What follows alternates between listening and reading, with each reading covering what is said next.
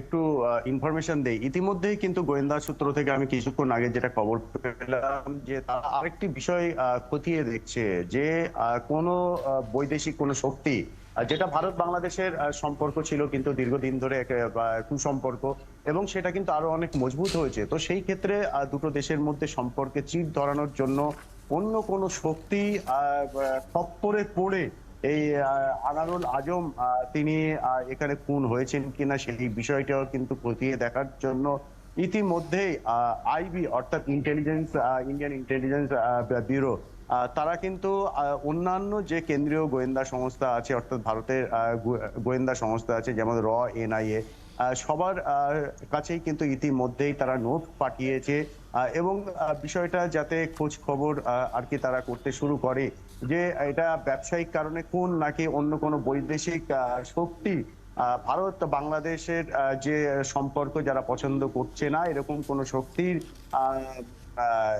এই খুনের নেপথ্যে আছে কিনা সেই বিষয়টা জন্য কিন্তু ইনপুট জোগাড়ের কারণে আইবি ইতিমধ্যে কিন্তু অন্যান্য এজেন্সিগুলোতে গোয়েন্দা সংস্থাগুলোকে কিন্তু ইতিমধ্যে ইনপুট পাঠিয়েছে এবং যথাসম্ভব যত দ্রুত বিষয়টি যেন তারা তদন্ত করে এমনটা কিন্তু জানিয়েছেন। এবং আপনি যে কথাটা বলছিলেন যে আমরা যেটা জানতে পারছি যে এই যে সেই সাংসদের পরিবারের তরফ থেকে কিন্তু কলকাতায় আসার একটা পরিস্থিতি আগে থেকেই ছিল, তার মেয়ে আসার কথা ছিল এবং সম্ভবত তিনি আসছেনও এমনটা কিন্তু বাংলাদেশ হাইকমিশন সূত্র থেকে খবর।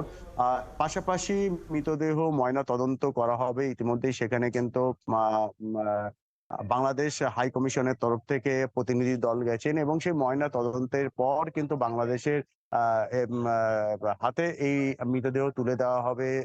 সেটা তার পরিবারের লোক আসার পরে, সদস্যরা আসার পরে তাদের হাতে তুলে দেওয়া হবে নাকি বাংলাদেশ হাই কমিশনের হাতে তুলে দেওয়া হবে সেই বিষয়টি কিন্তু এখনো পর্যন্ত ফাইনাল হয়নি। তবে আর অল্প কিছুক্ষণের মধ্যে সেই বিষয়টিও কিন্তু নিশ্চিত হবে, সঠিক সিদ্ধান্ত নেওয়া হবে। সংসদের পরিবারের সদস্যদের সাথে বাংলাদেশ সরকারের তরফ থেকে বাংলাদেশ উপদূতাবাসের কলকাতার উপদূতাবাসের তরফ থেকে কিন্তু ইতিমধ্যে যোগাযোগ করার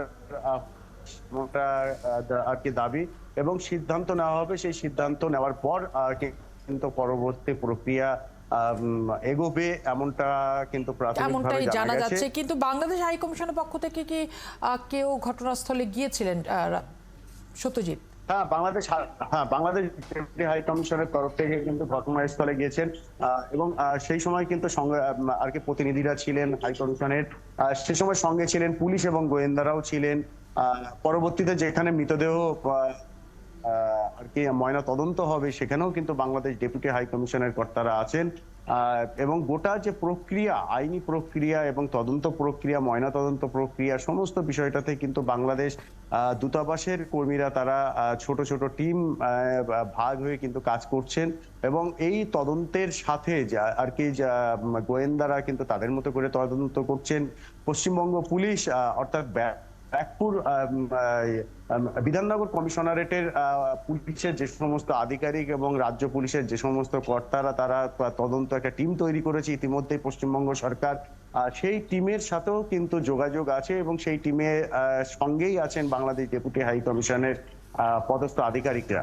তারা অনেক ধন্যবাদ সত্যজিৎ, আপনি রয়েছেন আমাদের সাথে। আমরা নিশ্চয়ই আবারও ফিরবো আপনার কাছে।